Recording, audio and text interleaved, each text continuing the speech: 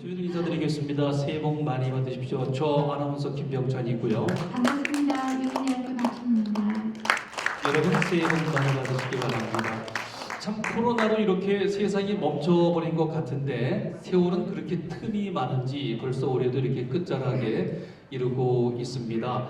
이제 새해가 됐는데 우리 박진희 교수는 어떤 새해 소망을 가지고 있습니까? 글쎄요. 여기 계신 분들이 아마 다 같은 소원을 빌지 않으셨을까요? 그래서 아마도 내년에는 다들 소원하시고 뜻하시는 바들이 네. 모두 지난 2년의 암흑기를 다 뚫고 다 이루어지시기 바라고요. 새해는 정말 우리 청산포럼이 더욱더 번성했으면 좋겠습니다. 그러게요. 이 청산 포럼이 잘 된다는 것이 여기 계신 분들이 우리 대한민국의 이정표를 제시하는 지도자 여러분들이시니까 그것이 곧 대한민국의 번영이 되겠죠. 함께 지금 새해 인사 나누고 시작하겠습니다. 새해 복 많이 받으십시오. 모두에게 박수 한번 힘차게 보내주시기 바랍니다. 여러분, 우리 시대의 자랑스러운 피아니스트 김준희 군을 박수로 맞이해 주십시오. 네, 큰 박수 부탁드리겠습니다. 네, 최근에 연극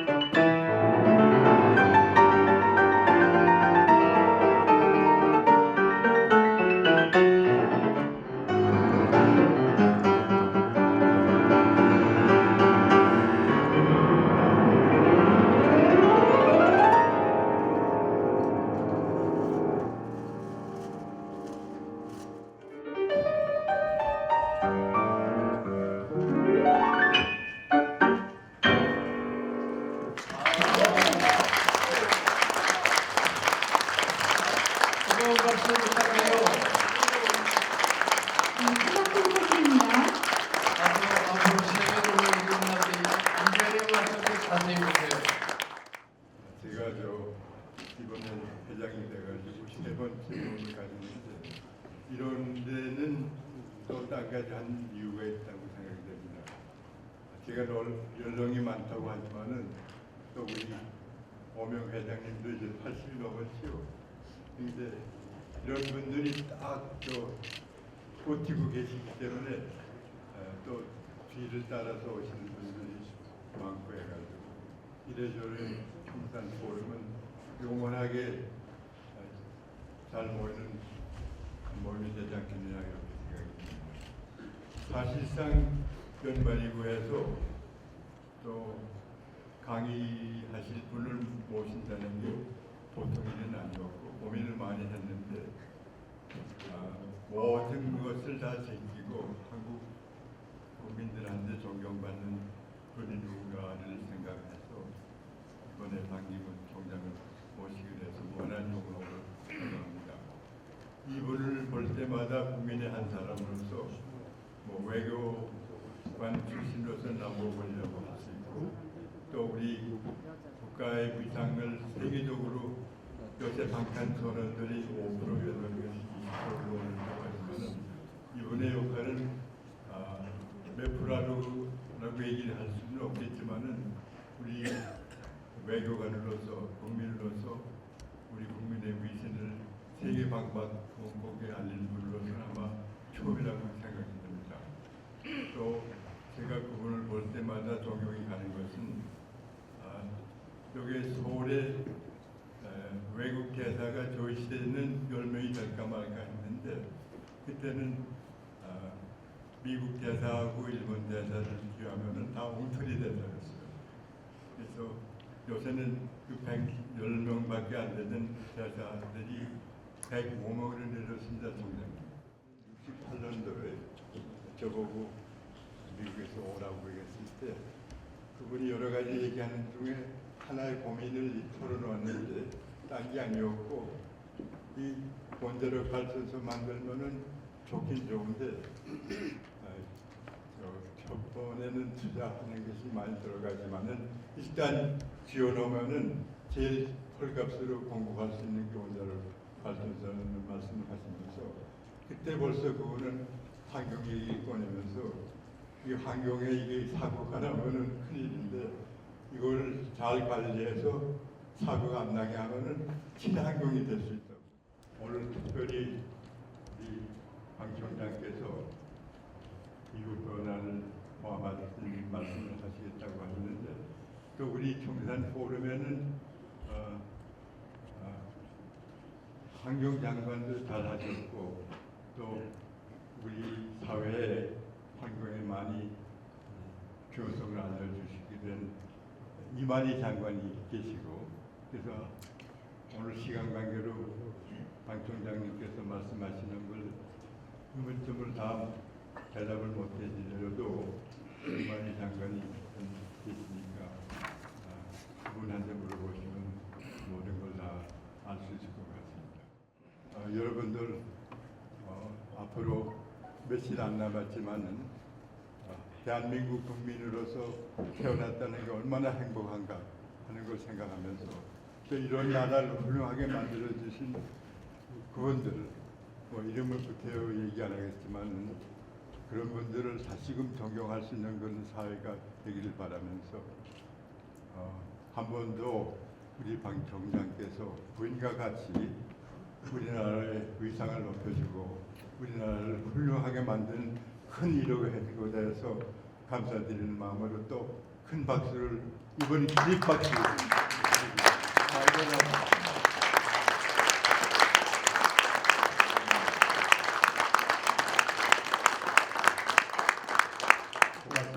외로운 소나무 이승만 백척 큰 소나무 사시에 푸르렀다. 빼어나 우뚝하기 쉬운 일이 아니그냐. 팔방에 끝없는 바람 혼자 받고 섰구나. 새해 복 많이 받으십시오. 저한테 좀 주어진 이 제목이 이 기후 변화, 탄소 중립과 기후 변화 이런 건데 여러분들 언론에서 이미 다 알고 계시고 또 여기 보면 전 환경부 장관 하시는 이만희 장관님도 와 계시고 뭐 그래서 제가 좀 여러 가지로 어렵게 생각합니다. 그 또 여기 공무원 공직사회에 아주 대선배 되시는 분들이 몇 분 와 계시는데 권영애 전 안개부장님 또 저 부총리를 지내시는 오명 부총리님 이 자리에 아마 제가 알기로는 아까 소개하는 거 보니까 한 15분의 그 장차관 하신 분들이 여기 이 자리에 계십니다. 그래서 제가 좀 말씀드리기가 좀 그렇습니다만 양해해 주시면 감사하겠습니다. 여러분 하여튼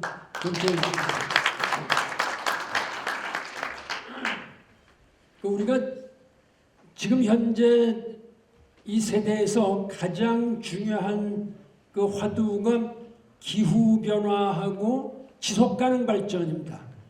그 원래는 그 지속 가능 발전에 기후 변화가 다 들어가 있죠.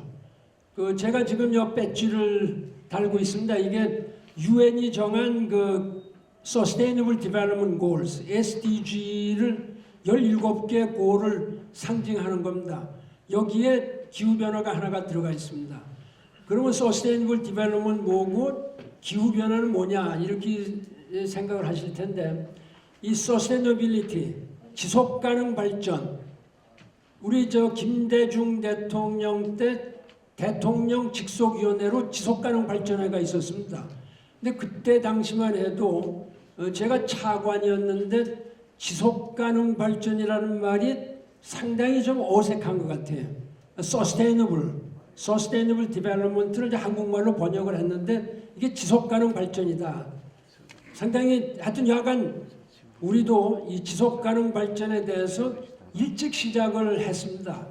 그러나 사실상 정부에서 지속 가능 발전에 대해서 별로 한 게 없다. 이제까지 계속 하긴 했는데 그 중에서 했는데 그 뭐 개념을 모르고 지금 한 겁니다. 그 지속 가능 발전을 이 문재인 정부에서도 지금 100대 과제를 발표하고 실천하고 있는데 그것이 전부 다 이 Sustainable Development Goals에 들어가고 기후 변화도 다 들어갑니다. 그러면 Sustainable 하다는 건 뭐냐? 우리 미래가 쓸 자원 이거를 충분히 남겨놓고 우리가 쓰는 겁니다. 우리가 현 세대에서 우리 세대가 다 써먹고 나면 우리 아들, 손자, 증손자들 세대에 먹을 게 없지 않습니까? 쓸 것도 없고. 그러나 이게 증손자에서 끝나는 게 아니라 인류는 영원한 겁니다. 뭐 몇백만 년이 갈지도 모르고 하여튼 이렇게 되는데 그때까지 쓸 수 있는 걸 다 남겨놓고 우리가 써야 된다. 지금 다 쓰면 돈 뭐 한 1조 있다고 그거 다 써버리면 자손한테 못 주는 거나 마찬가지죠. 그게 상당히 어려운 겁니다. 그래서 제가 그 유엔 사무총장으로 있을 때 이 Sustainable Development Goals를 2015년에 정해놓고 제가 나왔습니다. 이 첫째 타겟은 2030년까지 15년을 줬죠. 우리 박정희 대통령 때 대개 5개년 계획을 했습니다. 거기에 참여하신 분들이 많이 계실 텐데 우리는 5개년 경제사회개발 계획을 했지만은 유엔은 15년 경제사회개발 계획을 추진하고 있습니다. 2000년부터 우리가 잘 아는 새천년 개발 계획 이게 2000년부터 2015년까지 했고 2015년에 안 끝나니까 제때에 다시 15년을 다시 연장을 한 겁니다. 그러면 2030년 되면 어떤 세상이 와야 되느냐? 유엔이 추구하고 있는 것은 첫째, 배가 고파서 뭘 먹을 게 없어서 굶어 죽는 사람이 없어야 되겠다. 한 사람도 그런 사람이 있으면 안 된다. 80억 인구가. 그 다음에 둘째, 고칠 수 있는 병으로부터 죽는 사람은 없어야 되겠다. 지금 고칠 수 없는 병이 꽤 있습니다.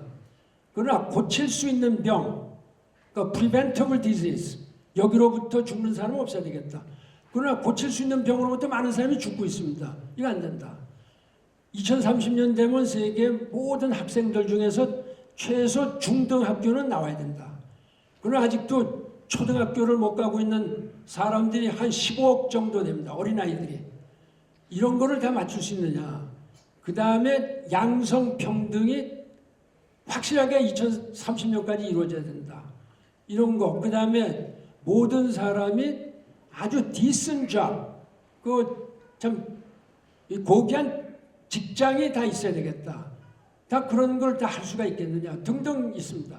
그 다음에 2050년까지 탄소 중립을 해야 되는 이러한 그 중대한 과제가 있습니다. 그래서 이 두 가지를 제가 유엔 사무총장 할 때 하여튼 제가 이루진 못했지만 플랜을 만들어 놨다. 거기에 제가 이제 자부심을 갖고 있고 제 별명이 어떻게 보면 국제사회에서 미스터 클라이밋 할 정도로 기후변화에 상당히 그 중점을 뒀습니다. 그러면 SDG와 클라이밋 체인지, 파리 그 기후변화 협정하고 어떻게 다르냐? SDG의 그 기후변화 협약을 뺀 나머지 16개는 정치적인 선언입니다. 그냥 개발 계획입니다. 이 개발 계획이 안 된다고 해서 책임을 지는 사람은 없다. 그러나 기후협정은 이게 협약입니다. 법에서 말하는 조약이죠. 그러니까 국회에서 법으로 통과된 거나 마찬가지입니다. 국회에서 법으로 통과된 건 입법이니까 이거는 안 하면 안 되는 이런 그 상황이죠. 그러니까 그 두 가지가 약간 이제 다릅니다. 추구하고 있는 목적은 같지만은 그래서 지금 현재 아마 2030년까지 그러한 목표가 다 달성되리라고 생각은 못합니다. 못하지만은 노력은 해야 된다. 2050년까지 탄소 중립이 지금 국제사회에 화두가 되어 있습니다. 문재인 대통령이 그야말로 상당히 어려운 결정을 해서 2050년까지 탄소 중립을 하겠다고 발표를 했죠. 지금 국제사회에서 가장 많이 이런 탄소를 뿜어내고 있는 나라는 중국입니다. 중국이 1년에 한 122억 톤의 이 가스를 하늘로다 올려버리죠. 우리는 한 7억 톤 정도입니다. 미국이 한 60억 톤, 러시아, 인도 이렇게 3, 40억 톤씩 올리는데 전 지구에 올라가는 가스가 약 550억 톤이 됩니다. 이산화탄소가 대기권에 한번 올랐으면 200년 갑니다. 없어지지 않습니다. 그러니까 여러분 무슨 여기 이 대모산이 이 서초배 대모산이나 그 무슨 산에 이렇게 가서 저쪽 북한산 쪽을 보면요, 등산하는 사람들 보면은 그 새카만 그 띠가 둘러 있습니다. 서울 항공에 상공에 아주 상당히 그 겁이 나는 이런 적이죠. 그래서 우리가 이 이산화탄소를 전부 다 0으로 다 만들어야 된다. 0으로 만들어야 되는데 이걸 2050년까지 0으로 만들어야 되는데 그렇게 하려면은 매년 7%씩 한국이 7억 톤을 올리는 거를 7%씩은 계속 감을 해야 됩니다. 감을 해야 이게 2050년까지 되는데 거의 이제 불가능한 얘기를 지금 하자 이렇게 내걸은 겁니다. 바이든이 얘기를 했고 우리 대통령도 얘기했고 한 140몇 나라가 탄소 중립을 하겠다고 발표를 했죠. 그러나 그것을 입법화한 나라는 14나라뿐이 없습니다. 대한민국이 14번째. 그러니까 대한민국이 좀 앞서가고 있는 거죠. 그런 면에서는. 이제까지 좀 꾸물꾸물하다가 계속 여러 가지 압력이 나오고 저도 그 중에 압력을 넣은 사람 중에 한 사람입니다. 제가 유엔 사무총장으로 있다 보니까 정부의 환경부 장관이나 산자부 장관한테 와서 얘기해서 말을 안 들으면 당신은 뭐 하고 있느냐. 그게 저한테 압력을 넣는 겁니다. 유럽의 그 장관들이 와서 또 유엔 사무총장 이런 사람들이 그래서 제가 국가기후환경위원회 위원장을 할 때에 이 문제를 가지고 정부하고 많이 그 상의도 하고 어떨 때는 좀 그 컴플레인도 하고요. 많은 컴플레인을 했죠. 문재인 대통령이 작년 10월 28일 날 국회에서 탄소 중립을 하겠다 2050년까지 발표했던 건 상당히 그 용감한 일이고 또 2030년까지 탄소를 2018년 대비해서 40%까지 줄이겠다 이렇게 얘기한 것도 지금 많은 불평들이 나오죠 사실은. 그러나 저는 그건 용감한 일이었다 이렇게 생각합니다. 조금 더 했으면 좋았었다. 유엔이 원하는 건 45%. 근데 국회에서 입법화된 건 35%입니다. 여러분 잘 아시겠습니다만 지난 8월 달에 국회에서 입법을 했는데 2030년까지 탄소를 35% 최소 줄이라. 이게 입법화가 됐죠. 그걸 대통령 직권으로 5%를 올려놓으니까 뭐 기업체에서 막 데모를 하고 야단들이죠. 전 그건 잘한 일이다 저는 이렇게 생각하는 겁니다. 정부가. 그러나 이것을 다음에 정부가 끌고 나가야죠. 그래서 제가 청와대에도 여러 차례 얘기하고 총리실에도 얘기했는데 이 탄소 중립은 문재인 대통령은 저 내년 5월에 나가시니까 그 다음부터 6명의 대통령이 끌고 나가야 된다. 근데 6명의 대통령이 똑같은 의지를 가지고 정치적인 의지를 가지고 밀고 나가지 않으면 안 되는 겁니다. 예를 들어서 우리 흔히 있는 일이죠. 아니 뭐 전 정부에서 한 건데 왜 내가 하느냐? 나 할 수 없다. 이렇게 했다가는 국제사회의 왕따가 된다. 저 대한민국 믿을 수 있는 나라냐? 이런 얘기가 나오게 됩니다. 그래서 제가 사실은 저 지금 대선 후보 중에 그 두 사람이 있는데 그 두 사람이 결정이 되기 전에 일부 대선 뭐 예비 후보 하는 분들이 제 사무실에 와서 여러 가지 이야기를 할 때에 제가 그 얘기를 했습니다. 만약 당신이 되는 경우에는 이 탄소 중립 이걸 갖다가 꼭 지켜야 된다. 프라이어리티로 둬라. 그렇게 얘기를 했습니다. 그런데 여러분 뭐 기억하시겠습니다만 여기 언론에 계신 분도 많은데 맨 처음에 16명의 후보들이 있었습니다. 예비 후보가 양당에 8명. 그러다가 나중에 이제 2명으로 다 좁혀졌는데 16명 중에 기후변화 얘기를 하는 사람이 한 사람도 없었습니다. 그래서 제가 좀 컴플레인을 했습니다. 어떤 언론에도 되고 어떻게 해서 대통령 되겠다는 사람이 맨날 그 딴 얘기만 하고 쌈박질이나 하고 기후변화 얘기 이러고 왜 안 하느냐 그랬더니 그때 이낙연 후보가 기후변화 얘기를 한 걸 기억을 합니다. 근데 지금도 여러분 양 후보가 기후변화 얘기를 안 하죠. 그만큼 글로벌 비전이 적은 겁니다. 그러면 이제 그 정도만 말씀을 드리고요. 그러면 왜 이것이 중요하냐? 사실 우리가 코로나로 다 지금 고생을 하고 있죠. 2차 세계대전 때도 이렇게 고생 안 했습니다. 물론 2차 세계대전 때 죽은 사람이 훨씬 많죠. 그때는 그러나 전쟁에 가담하지 않은 나라들, 예를 들어 저 중남미라든지 아프리카라든지 뭐 스위스 중립국 이런 나라에서는 전부 다 뭐 저 노래하고 춤추고 평시했었습니다. 전쟁을 하는 나라만 사람들이 많이 죽은 겁니다. 그러나 코로나처럼 완벽하게 전 세계를 꽉 들었다 놨다 이렇게 하는 거는 코로나가 처음이다. 이게 왜 이런 일이 일어나느냐? 그걸 원인을 알아야 된다. 그것은 기후변화 때문이다. 라는 걸 우리가 자각을 해야 됩니다. 그러면 이러한 그 메시지는 1918년에 이미 나타나기 시작을 했습니다.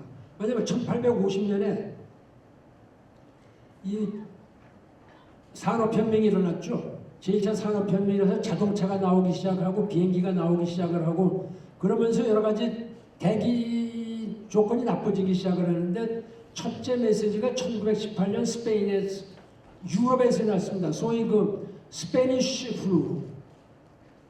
그것 때문에 유럽의 인구가 3분의 1이 그 감염이 됐습니다. 수천 명이 죽었죠. 약 한 5천만 명이 죽었다는 그런 기록이 있습니다. 1918년에 스페니쉬 플루. 그 다음에 50년쯤 지나서도 아직 계속 우리가 정신을 못 차리니까 그 홍콩 플루라는 게 1968년에 생깁니다. 그때도 사실은 여러분 기억을 잘 못할 겁니다. 이게 얼마나 그 아시아를 쳤는지. 그렇게 하고도 이제 한참 지나다가 실제상 자연이 전 노했다. 이렇게 생각합니다. 자연이 인간 사회가 말을 안 들으니까 메시지를 보내는 겁니다. 처음에 나온 것이 2003년에 그 사스가 나왔죠. 사스. 이게 중국에서 많은 사람들을 죽이고 아시아의 동남아에 많이 영향을 미쳤습니다. 한국 사람들은 별 영향을 미치질 않았어요. 왜냐하면 그때 소문이 김치를 먹는 사람들은 사스에 안 걸렸다. 이런 게 중국에 살고 있는 제중 한국 동포들은 하나도 안 걸렸습니다. 그것이 전부 다 말은 김치 때문에 그랬다. 그래서 중국이 김치를 막 개발하기 시작해서 지금 김치 원조가 중국이다 이렇게 얘기가 나오는 게 거기서 나오는 겁니다. 그러니까 2003년 사스가 생겼죠. 제가 유엔 사무총장 때부터 또 다시 시작을 합니다. 2008년에 H1N1이라는 또 이 팬데믹이 생겼습니다.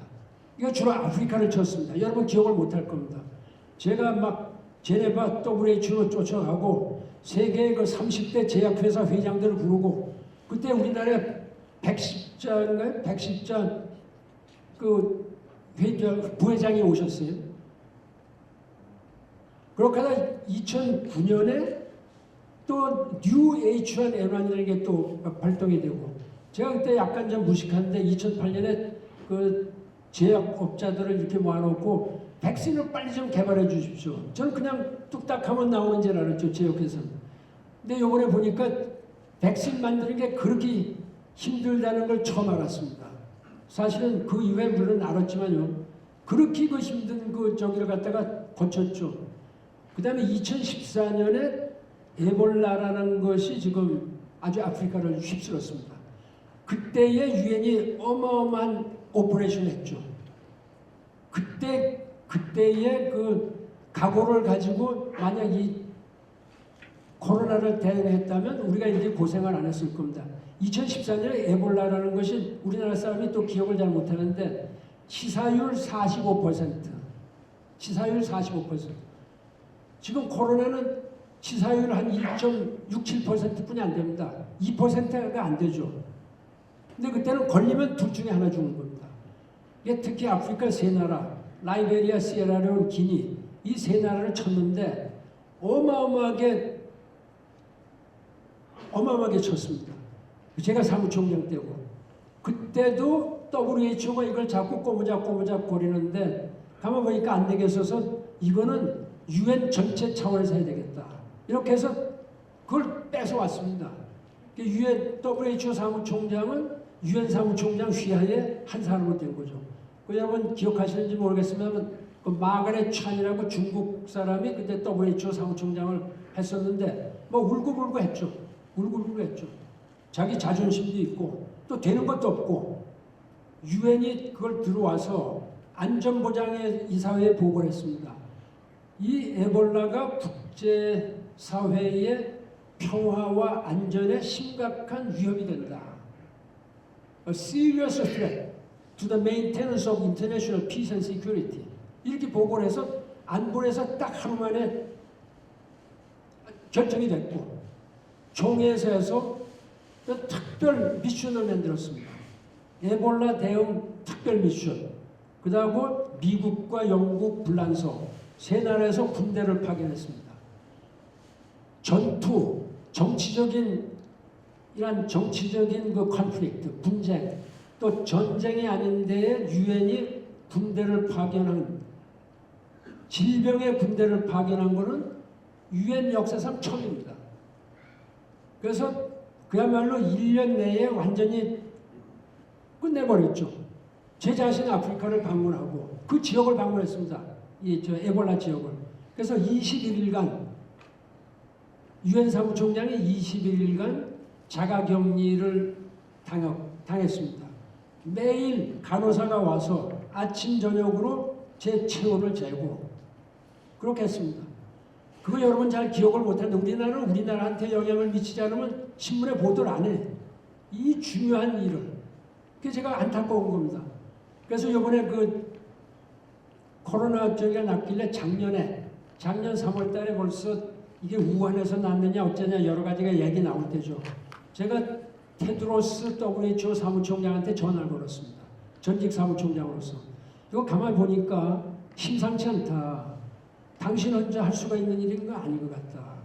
이거를 빨리 당신 유엔 사무총장하고 협의를 해서 유엔 전체로 가지고 해라 라고 건의를 했는데 결과적으로 WHO가 그냥 우물쭈물한 겁니다. 마스크를 써라 말라. 마스크 안 써도 좋다고 WHO에서 어나운스를 했거든요. 그렇게 하고 거기에 또 엎친 데 덮친 격으로 트럼프라는 그 사람이 와서 이것이 우한에서 나왔다 해서 중국을 계속 치기 시작하는 바람에 안보리에서 아무런 조치를 취하지 못했습니다. 이 코로나가 세계 평화와 안전에 아주 중대한 위협이 된다라고 결정한 거는 4개월 걸렸습니다. 에볼라 때는 하루 걸렸고 이번에 4개월 걸렸으니까 4개월 동안 유엔은 아무것도 못하고 있었다. WHO도 아무것도 못하고 있었다. 그 사이에 이 코로나가 다 퍼진 겁니다. 전 세계로. 록다운 그때 막 시키고 이렇게 해야 되는데 잘 안 된 거죠. 약간 하여튼 그런 그 말씀을 드리고요. 그러면 이게 왜 그러냐? 여러분 이거는 기후 환경 때문에 그런 것이다. 인간 사회가 생태계를 마구 파괴를 했기 때문에 그런 것이다. 생태계를 파괴하니까 그 다음에 이 산업이라는 미명하에서 계속 CO2를 하늘에 뿜어대니까 사실은 자연이 노한 거죠. 자연이 노한 거죠. 예를 들면 생태계를 파괴하니까 나무를 자꾸 없애버리죠. 그럼 자꾸 산이 올라가게 됩니다. 그럼 동물들이 자꾸 도망을 밀려나가죠. 더 이상 물려나갈 데가 없으니까 민가로 다 들어오게 되는 겁니다. 그러니까 인간 사회하고 동물이 같이 자꾸 만나게 되죠. 그것이 소위 인수 공통 감염병이다. 이게 이제 코로나 때문에 우리가 고생을 하고 있는 거죠. 그러면 기후변화는 어떤 현상이냐? 지금 현재 사실은 제가 유엔 사무총장 할 때 제일 신경을 쓴 것이 기후변화 협정입니다. 다행히 그때 공화당의 그 부시 대통령을 설득을 해서 부시 대통령이 상당히 그 기후변화를 믿지 않는 사람이죠. 트럼프처럼. 공화당이 이 기후변화를 아직도 믿지 않는 당입니다. 그럼에도 불구하고 부시 대통령을 설득을 해서 부시 대통령이 그냥 눈 감아주는 이런 식으로 해서 스타트가 잘 됐습니다. 그렇게 하고 이제 오바마 대통령이 들어왔는데 오바마 대통령하고 시진핑 주석을 잘 연계를 해서 미국과 중국이 힘을 합쳤기 때문에 이 기후변화 협정이 9년 만에 파리에서 체결될 수 있었다. 그 사이에 상당히 많은 그 외교적인 참패, 아주 참 가슴 쓰라린 그 외교 협상이 많았었습니다. 그러면 기후변화는 어느 정도 지금 와 있느냐? 제가 파리에서 그 기후변화 협정을 체결할 때만 해도 그때 이런 얘기를 했습니다. 2100년까지 지구 온도를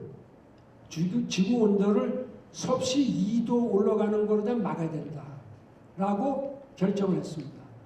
그러다가 그때의 그 정상들 간에 많이 그 다툼이 있었습니다. 예를 들어서 그 스몰 아일랜드 디벨로핑 스테이트라고 우리가 얘기를 하는데 그 작은 그 태평양이나 남태평양이나 카리브의 그 섬나라들 있습니다. 그 나라 대통령들 얘기 들어보면요. 어느 사이에 멀리 보이던 섬이 없어진다는 겁니다. 그러니까 바닷물이 이렇게 올라오는 겁니다. 이 날씨가 따뜻해지면 물이 팽창하죠. 바닷물이 지금 가만히 있어도 1년에 2mm씩 올라오게 되어 있습니다. 2mm씩. 근데 이것이 지금 현재 상황 같으면은 2100년이 가면은 최소 60cm로부터 3m까지 올라간다는 그런 보고가 나왔습니다.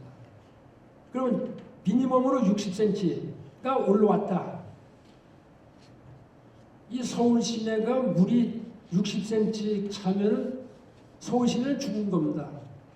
자동차가 못 다니죠. 전기 끊어지죠. 뭐 63 빌딩, 뭐 롯데 뭐 105층 빌딩, 그 밑에서 들어가질 못하니까 아무런 쓸모가 없는 그야말로 인간이 거주할 수 없는 inhabitable이죠. uninhabitable, uninhabitable. 이렇게 되는 그 상황을 우리가 계속하고 정상들이 많이 울었습니다. 울은 사람이 있어요. 제발 이거를 1.5도로 낮춰달라. 오바마, 안겔라 메르켈, 사르코지, 불란서 대통령 이런 사람들 눈도 깜짝 안 하고 우리나라 이명박 대통령 이런 분들 와서 동정심이 없습니다. 2도다. 2도도 힘들다. 이렇게 해서 막 싸웠죠. 그러다가 그때에 이제 유엔에서 좀 중재를 하고 그래서 그러면 3년 후에 다시 재검토하자. 이것이 1.5도로 해야 될지 2도로 해야 될지. 그래서 2018년에요. 여러분들 그 기억을 못해서 송도에서 IPCC 총회가 열렸습니다. Intergovernmental Panel on Climate Change. 기후변화에 관한 정부 간 회의. 이것을 유엔에서 만든 겁니다. 여기에는 기후학자, 과학자들이 약 2,500명이 있습니다. 세계. 여기에 회장은 우리나라 사람입니다. 여러분 아시는지 잘 모르겠습니다만 우리나라 사람이 유엔 사무총장 하는 건 기억을 하는데 기후변화에 제일 중요한 역할을 하는 2,500명 과학자의 의장이 한국 사람입니다. 그 이회성 박사, 그 이회창 전 총리의 동생, 친동생 되는 분이죠. 그분이 의장입니다. 송도에서 결정을 한 게 1.5도를 해야 된다. 2도는 너무 높다. 1.5도를 하지 않으면 희망이 없다. 라고 판단한 겁니다. 그것이 2018년입니다. 3년 전이죠. 그럼 그 3년 사이에 무슨 일이 일어났느냐? 일을 안 한 겁니다. 왜냐하면 트럼프 대통령이 자기가 대통령 2017년 되자마자 파리 기후변화 협정에서 탈퇴를 했죠. 그 미국이 탈퇴를 하니까 아무도 안 하는 겁니다. 미국이 안 하는데 왜 우리가 하느냐? 중국, 인도, 러시아 이런 나라들이 전부 다 2, 3, 4 등 하는 이런 나라들입니다. 기후변화적으로서 거의 손 놓고 있는 겁니다. 그 사이에 지구 온도는 자꾸 올라간 겁니다. 그래서 지난 그 8월 달에 WMO라고 세계 기상기구가 있습니다. UN 세계 기상기구. 그 다음에 IPCC 이 두 군데서 다시 발표하기를 이미 1850년부터 지금까지 계산해 보니까 1.1도가 올라가 버렸다. 1.1도가 올라가 버렸으니까 남은 건 0.4도 남은 겁니다. 0.4도. 0.4도를 우리가 2100년까지 붙잡을 수 있느냐? 그거 못 붙잡죠. 그러니까 그걸 2050년까지 내렸습니다. 2050년까지 내려서 2050년까지는 어떻게 됐든 간에 탄소 중립을 해야 된다. 라고 선언을 한 겁니다. 이것이 지금 문제의 시작이죠. 그거를 대한민국 정부에서도 별로 심각하게 생각을 안 했습니다. 한국 사람이 의장이 돼서 했는데도 그거를 제가 좀 솔직히 말하면 막대말로 아우성을 치기 시작했죠. 제가 청와대, 총리 이런 사람들 환경부 장관은 이해를 하니까 환경부 장관 이해를 하니까 금방 하는데 산자부 장관 이런 분들 이해를 안 합니다. 왜냐하면 산자부는 전부 다 모든 산업 이런 걸 갖다 감싸야 되고 환경부는 원래부터 우리나라는 힘이 약합니다. 그 제가 영어로 환경부는 good guy, 산자부는 bad guy 이런 식으로 제가 막 좀 갈라치기를 막 하면서 소리를 질러대고 그랬는데 제가 사실은 국가기후환경위원장 하면서 대통령으로 하여금 2050 탄소 중립을 하도록 상당히 좀 제가 압력 넣어봤자 아무것도 안 되지만은 목소리를 올렸다. 이런 점은 제가 여기서 말씀을 드립니다. 대통령이 아주 reluctantly 할 수 없어서 신념보다는 할 수 없어서 한 겁니다. 바이든 대통령이 금년 4월 22일 날 자기가 취임하자마자 지구 정상회를 열었죠. Earth Summit. 그 4월 22일은 유엔이 정한 지구의 날입니다. 그날을 기해서 그러니까 문재인 대통령이 할 수 없이 그 회의에 초청을 받았으니까 하겠습니다. 그 다음에 5월 달에 미국에 가서 바이든 대통령하고 정상회담을 하니까 하겠습니다. G7 가신다고 뭐 상당히 많이 자랑을 했죠. G7 가니까 해야죠. 거기서 또 하겠다. 여기서 개최된 지난 5월 30일에 개최된 그 P4G 서미트가 있었습니다. 우리나라에서 개최된 정상회의입니다. 거기에 정상들에서 우리가 의장이니까 문 대통령이 의장이니까 이거 하겠습니다. 계속 7, 8차례를 지금 발표를 한 겁니다. 그걸 마지막으로 지난 11월 달에 글라스고에 가서 다시 한번 대통령 입으로 대한민국은 2050 탄소 중립을 하겠습니다라고 발표했기 때문에 대한민국은 지금 이제까지는 기후 악당이라는 얘기를 듣다가 약간 그걸 좀 벗어난 이런 면은 있습니다. 그러나 제가 하나 걱정은 이거 지금 다음에 대통령 된 사람이 이거 어떡할 거냐. 또 김대중 대통령 때처럼 김대중 대통령이 열심히 지속가능 발전을 대통령급으로 다 올려놨는데 저 환경부로 다 처박아 놓고 대통령 끝나자마자 저 이명박 노무현 대통령 때 지나서 그다음에 이명박 대통령 때 환경부로 다 넘어가 버렸고 대통령 직속위원회가 환경부 장관위원회가 됐습니다. 제가 그래서 귀국을 해갖고서 계속 그거 올려야 된다고 얘기를 해갖고 요즘은 이제 올라가 버렸죠. 입법이 됐으니까. 그 다음에 이명박 대통령 때 일자리가 중요하다고 해갖고서 그걸 대통령위원회를 했는데 박근혜 대통령 되자마자 그냥 총리실로 내려버렸습니다. 지금 문재인 대통령이 지금 그래서 제가 아니 이건 대통령이 직접 위원장을 해야 됩니다. 라고 계속 주장을 한 겁니다. 그런데 그걸 또 본인이 발표를 해놓으시고 나서 본인은 의장을 안 하는 겁니다. 이걸 김부겸 총리하고 윤순진 서울대학교 환경대학원 교수한테 맡겨버리는 겁니다. 저 걱정이 거기서 오는 겁니다. 다음 대선은 5월이면 다른 대통령이 올 텐데 그 대통령이 저쪽도 안 했는데 왜 내가 이거 하느냐. 나 바쁘다. 내가 다른 거가 바쁘다. 이렇게 해서 하기 시작하면 대한민국에 또 이 희망이 없어지는 겁니다. 그래서 여러분들 여기 언론에 계신 분도 계시고 뭐 여러 가지 좀 사회적으로 영향력 계신 분 계시는데 누가 다음에 대통령이 되더라도 이 탄소 중립 2050은 꼭 대통령이 직접 잡고서 해야 된다. 그러지 않으면요 이거 안 됩니다. 왜냐하면 계속 산업계에서 뭐 반발이 많죠. 그래서 제가 국가기후환경위원장 자격으로 제일 먼저 간 게 포스코를 갔죠. 그래서 최정우 회장 만나고 거기에 산하 6명의 사장들 만나고 그 다음에 이 인터넷으로 걸어놓고 전 직원들하고 대화를 했습니다. 이거 포스코부터 앞장서야 된다. 현대 자동차 제 주장은 2035년까지 이 내연기관 자동차 전부 다 없애야 된다. 제가 욕 많이 먹었습니다. 제가 막 자동차 산업협회에서 저 아무것도 모르는 친구가 와서 한다고 막 그 공개 성명을 내고 신문에 사실 결정이 됐죠. 우리나라는 2035년 되면 지금 여러분이 타고 다니는 자동차는 못 쓰게 됩니다. 수소차든지 전기차든지 둘 중에 하나로 다 하게 돼 있죠. 왜 못 쓰느냐? 하고 싶어도 할 수가 없죠. 팔아먹을 수가 없죠. 우리가 현대가 자동차를 1년에 뭐 100만 대씩 만들어갖고 우리가 다 쓰는 거 아닙니다. 다 외국에 팔아먹지 않습니까? 수출하죠. 유로피안 유니언이 2026년부터 앞으로 5년 남았습니다. 소위 탄소 국경 조정 제도를 도입하겠다. 그것이 늦어도 2035년까지는 완벽하게 도입을 하겠다. 미국도 2035년 되면 탄소 국경 조정 제도 CBAM이라고 합니다. Climate Border Adjustment Mechanism 하겠다라고 발표가 됐습니다.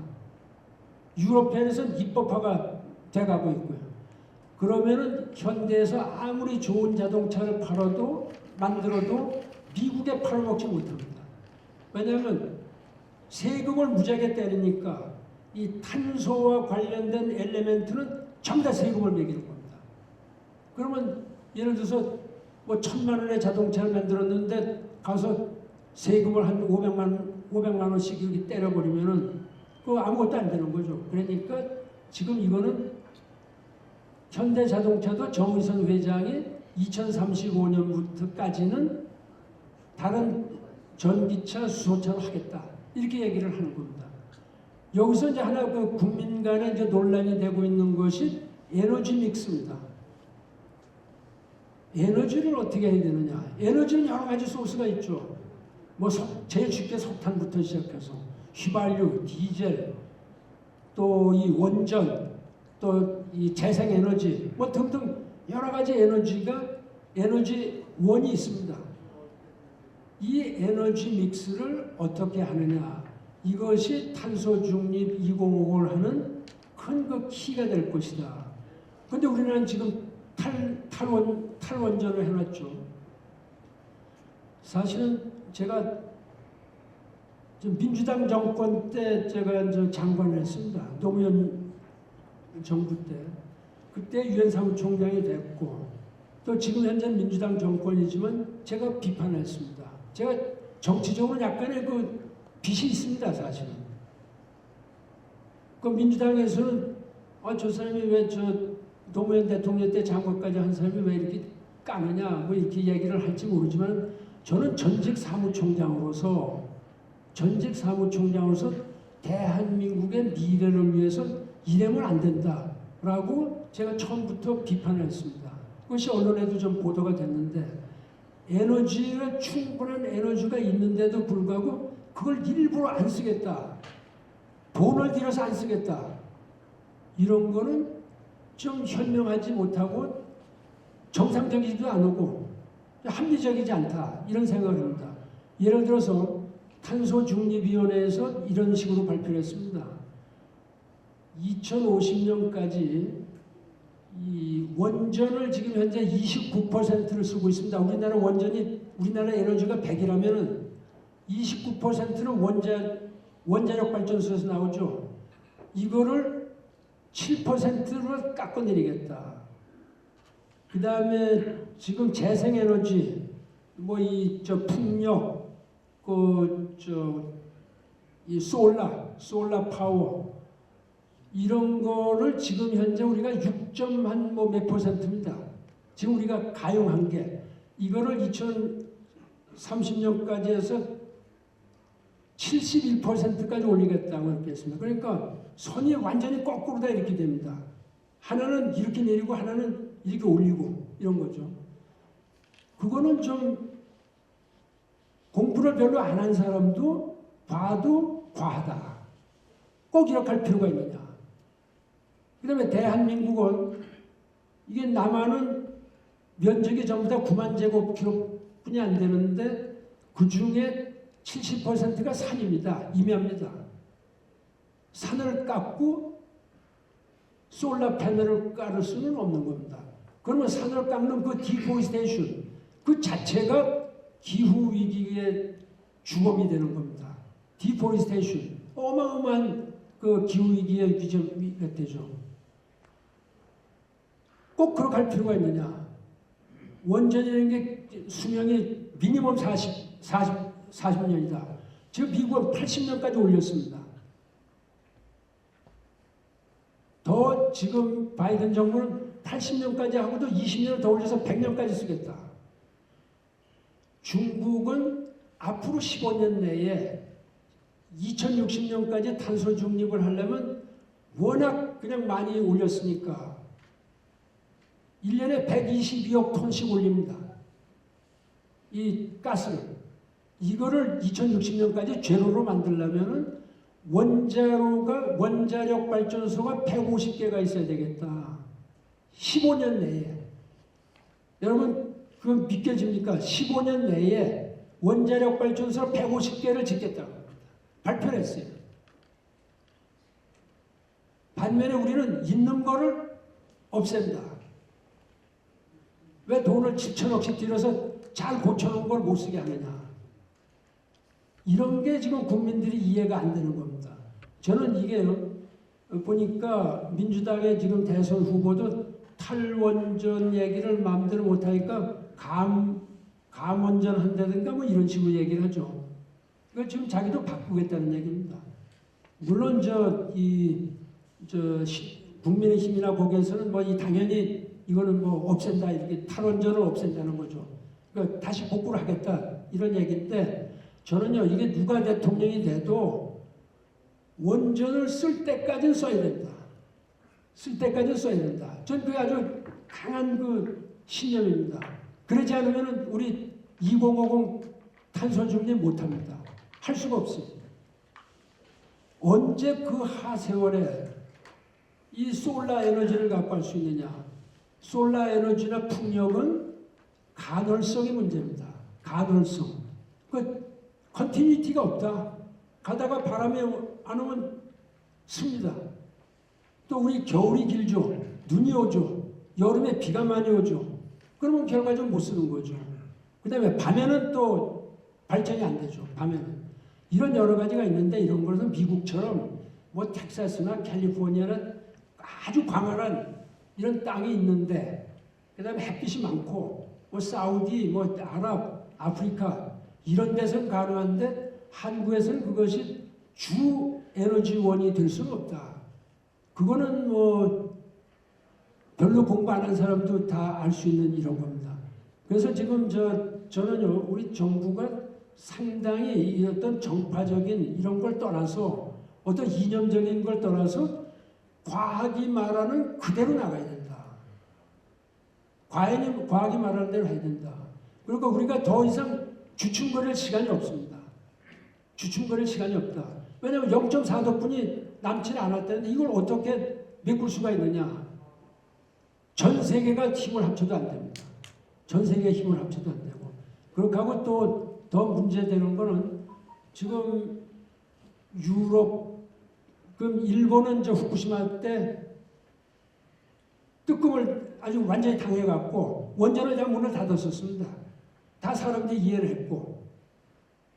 그렇게 하다가 지금 원전을 다시 뒤왔죠. 불란서는 원전을 70% 쓰고 있는 나라입니다. 그러다가 마크롱 대통령이 와서 원전을 감축하자.